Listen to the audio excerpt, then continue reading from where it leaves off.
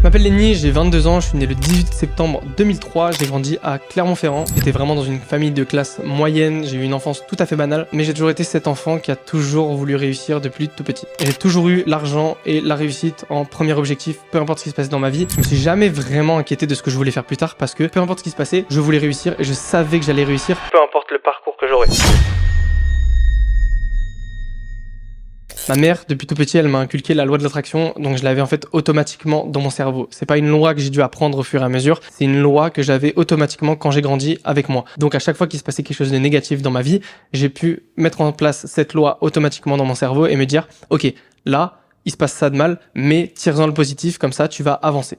Voilà, ça a toujours marché comme ça et ça a toujours marché pour moi. J'ai toujours été vraiment dans une classe moyenne en école publique, donc ma primaire, je l'ai fait en école publique, j'étais quelqu'un d'assez ouvert, j'avais pas spécialement des bonnes notes, j'étais vraiment dans la moyenne à ce moment-là. Je suis rentré au collège et à ce moment-là, j'ai commencé à avoir des mauvaises fréquentations, j'ai fréquenté les mauvaises personnes. Donc dans ma sixième, j'ai fait énormément de bêtises, c'était un peu l'année où j'ai fait le plus de conneries dans ma vie, que ce soit avec ma mère, que ce soit avec n'importe qui, j'étais méchant, j'étais une mauvaise personne, je voyais que par moi et je voyais que par mes amis en fait qui me tiraient vers le bas. Au fur et à mesure des années du collège, j'ai réussi à me calmer. J'ai toujours été un enfant qui a été très sociable avec les autres. J'ai toujours eu des grandes facilités à parler avec tout le monde. En général, tout le collège, c'était tous mes amis. Pareil, avec les filles, j'ai toujours eu des facilités, donc j'ai eu beaucoup de copines. C'est un peu drôle, mais c'est réel. Je me suis vraiment fait toutes les filles du collège et je les ai enchaînées en fait en sixième et au bout d'un moment après, j'avais plus personne. Mais voilà, j'étais vraiment cet enfant au collège ultra sociable, avec beaucoup de facilité à parler avec les autres, par contre pas à l'école. J'avais genre 9-10 de moyenne maximum et je savais que de toute façon à ce moment-là, comme je l'ai dit plus tôt dans la vidéo, l'école c'était pas fait pour moi, c'était pas mon truc et je savais que j'allais pas réussir là-dedans. J'ai jamais vraiment eu de vocation à réussir dans l'école et à réussir dans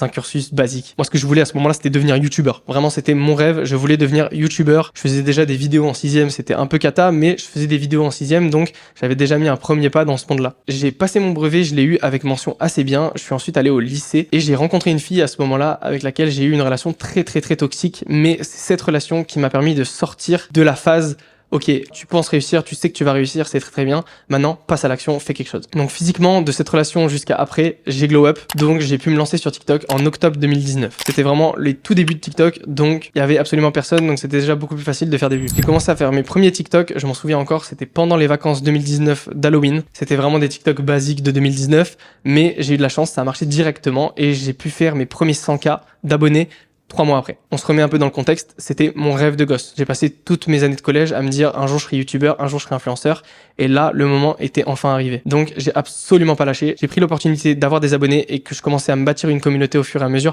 pour faire en sorte de travailler tout le temps. Mais le Covid est tombé donc j'ai pu passer la plupart de mon temps de Covid à faire du contenu, créer du contenu, me créer une communauté, surtout que c'était vraiment la pente montante de TikTok donc tout le monde venait dessus donc c'était le moment où j'ai pris le plus d'abonnés. Pendant 3-4 mois, j'ai pris à peu près 300-400 000 abonnés, donc je suis monté à 500 000 abonnés au total. J'ai ensuite eu un projet qui m'a été proposé de faire la French House. Je pense qu'il y en a certains de vous qui doivent connaître. C'était une maison dans laquelle on se regroupait tous, plein d'influenceurs, et on faisait des TikTok ensemble, on faisait du contenu ensemble. Et ça m'a permis de gagner plus de 200 000 followers en 24 heures. À savoir que voilà, je suis d'une famille moyenne, j'ai eu une enfance tout à fait basique, même si j'ai toujours pensé réussir, le fait que ça arrive vraiment, ça m'avait un peu tourné la tête. Je ne comprenais absolument pas ce qui se passait. J'avais 16 ans à Paris avec plein de personnes que je suivais depuis longtemps. Et à côté, j'avais ma vie à Clermont-Ferrand où j'avais vraiment une vie totalement basique. Donc l'année où j'ai passé le bac, c'est vraiment l'année où j'allais le plus à Paris. Je faisais en sorte de faire le plus d'aller-retour. La semaine, j'étais à Clermont-Ferrand en cours. J'étais pas bien. J'étais avec des personnes que j'aimais pas forcément, dans un cadre que j'aimais pas. Et le week-end, j'allais à Paris, je prenais le train et je vivais ma meilleure vie. Je faisais des soirées dans des appartements à 400-500 mètres carrés, à plusieurs millions d'euros dans le plein centre de Paris. Enfin vraiment, c'était un autre monde. J'ai eu mon bac vraiment au rattrapage, donc je l'ai eu sur le fil et j'ai décidé ensuite de déménager à Paris. Et c'est le moment où ça a commencé à baisser parce qu'effectivement, à un moment où t'as un prime, au bout d'un moment ça baisse. Et étant donné que j'étais dans un milieu qui était pas forcément propice à pouvoir augmenter mes abonnés et à faire beaucoup de contenu, ça a fait en sorte qu'au bout d'un moment ça a baissé. Donc cette année-là, l'année 2022, en parallèle, j'étais en études supérieures. Ma mère m'a dit, ok, tu vas à Paris, t'as eu ton bac, par contre, tu prends une étude sup. Du coup, j'ai fait des études de marketing digital. J'ai fait vraiment 2 ans et ensuite j'ai arrêté en 2023 parce qu'à côté, j'essayais quand même même de protéger mon truc d'influenceur et du fait que voilà, j'avais pas à bosser comme tout le monde pour avoir de l'argent, j'avais de l'argent là-dedans, même si j'en avais cramé une bonne partie quand j'étais plus jeune parce que j'avais fait n'importe quoi. Effectivement, à 16 ans, quand t'as beaucoup d'argent, tu sais pas quoi en faire. En plus, tu viens d'une famille qui n'est pas forcément très riche, donc tu fais un peu n'importe quoi avec ton argent. En 2023, j'ai fait la rencontre de ma copine actuelle, à savoir que durant ces années, du coup, de 2022 à 2023,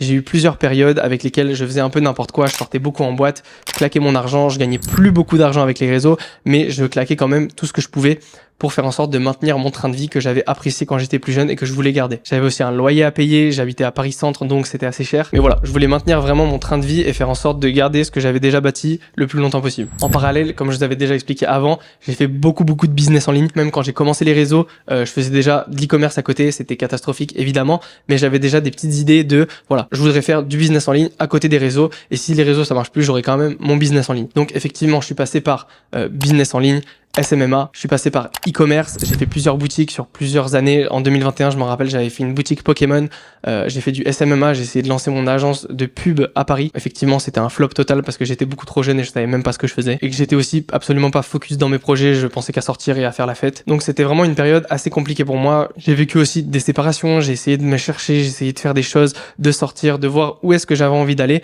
Et à côté, j'avais les réseaux sociaux, mais malheureusement, au bout d'un moment, quand tu les entretiens pas, ça commence à s'estomper. Jusqu'au moment où en 2023, du coup, j'ai découvert l'OFM et j'ai commencé à m'orienter et à gérer une modèle. C'était vraiment de l'OFM en 2023, donc j'avais un Tinder sur mon téléphone avec lequel je swipais 10 heures par jour et j'arrivais à ramener un minimum de subs. Comme ça, je faisais à peu près 6 000 € par mois et le pourcentage il était vraiment très bas parce qu'à l'époque je m'y connaissais pas, donc je crois que je prenais 30%. Mais voilà, c'était vraiment les débuts de l'OFM et j'ai fait ça pendant 2-3 mois et ensuite j'ai arrêté. J'ai rencontré ma copine avec laquelle je suis actuellement, qui aime aussi beaucoup entreprendre, qui avait la même vision que moi, qui n'a jamais voulu bosser pour quelqu'un. Elle l'avait déjà fait parce qu'elle avait pas eu la chance d'être sur les réseaux comme moi. Elle était déjà beaucoup aussi dans la positivité, les énergies et les choses comme ça. Et ça m'a beaucoup aidé personnellement. C'était un peu la première relation avec laquelle je me sentais vraiment connecté et sérieuse que j'ai eu dans ma vie, qui me poussait vraiment vers le haut au lieu d'essayer de me pousser vers le bas. On a emménagé à Paris ensemble en avril 2023 et à ce moment-là, je continuais aussi à faire un peu d'OFM, mais c'était vraiment, comme je vous ai dit, très léger. Et au fur et à mesure, j'avais plus de rentrée d'argent. Donc comment faire? Je pouvais pas entretenir mon lifestyle à Paris.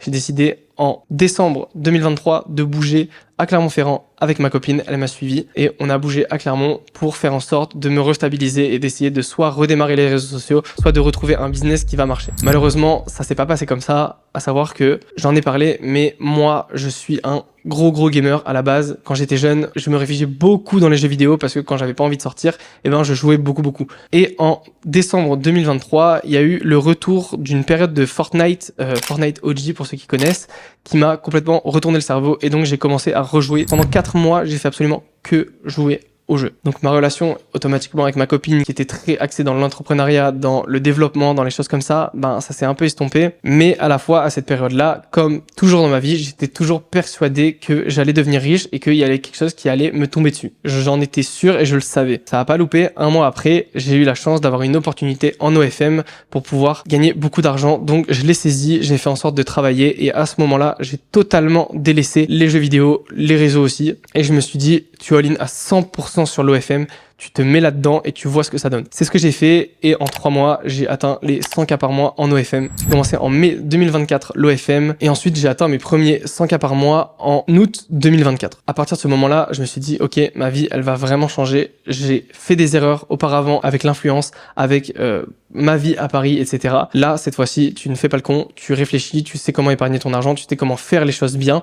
Donc, j'ai fait en sorte de faire les choses le mieux possible. Avec ma copine, vu qu'on gagnait beaucoup d'argent, on a décidé de s'expatrier à Dubaï. Donc, on a bougé à Dubaï le 10 septembre 2024. C'est d'ailleurs ma première business class que j'ai pris de toute ma vie et j'étais super heureux parce que c'était un de mes objectifs. Donc, on est arrivé à Dubaï en 2024. Je faisais déjà plus de 100K par mois. J'étais à peu près à 110K par mois. Je suis passé de 0 à 500 000 abonnés en 6 mois et avec l'OFM, je suis passé de vraiment rien à un joueur Fortnite qui, alors que avant j'avais vraiment des projets, j'avais des trucs à jouer à Fortnite toute la journée, à 0, tout 100K par mois en 3 mois. Donc j'ai vraiment eu de la chance à chaque fois, ça a marché directement. Après, je me suis aussi beaucoup donné les moyens dès que j'ai eu l'opportunité. Une fois arrivé à Dubaï, j'ai passé 1 an dans une villa dans le sud où j'ai presque vu personne et j'ai fait que charbonner pour faire en sorte d'augmenter l'agence et de stabiliser mes revenus. J'avais un peu les traumatismes que j'avais eu auparavant avec l'influence, j'avais pas envie de perdre la chose et perdre mon lifestyle. Donc j'ai stabilisé la chose et j'ai fait en sorte de travailler un maximum sans dépenser pour faire en sorte d'avoir la sécurité de pouvoir toujours avoir mon lifestyle à vie et d'avoir de l'argent de côté à vie. Durant cette année, j'ai aussi appris énormément sur l'EFM, j'ai travaillé énormément, j'ai eu plusieurs associés, j'ai changé de partenaire, j'ai fait vraiment différentes choses. Il y a eu des modèles qui sont venus, des modèles qui sont partis et ça m'a permis d'apprendre énormément sur ce business-là et c'est durant cette année-là aussi que j'ai pu faire énormément de voyages.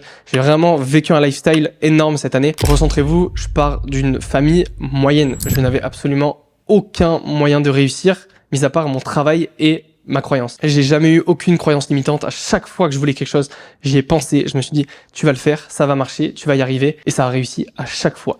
Même si c'était pas dans les temps que j'espérais. Honnêtement, à travers cette vidéo, si je peux vous donner vraiment des conseils, c'est ne vous mettez pas de barrières limitantes. C'est ultra important. Si vous avez un jour envie de conquérir la lune, dites-vous que vous allez conquérir la lune et un jour vous allez le faire. C'est sûr et certain.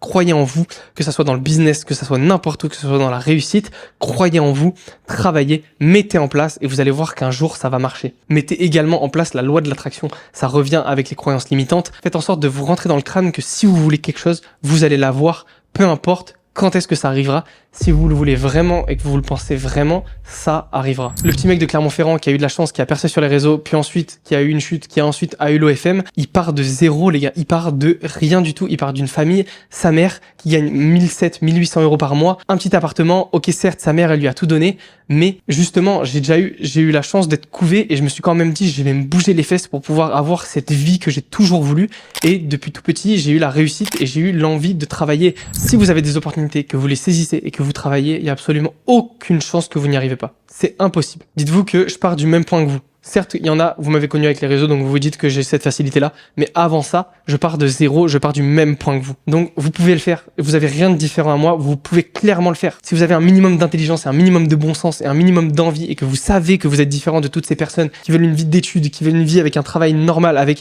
2000 euros, moi, ça me va.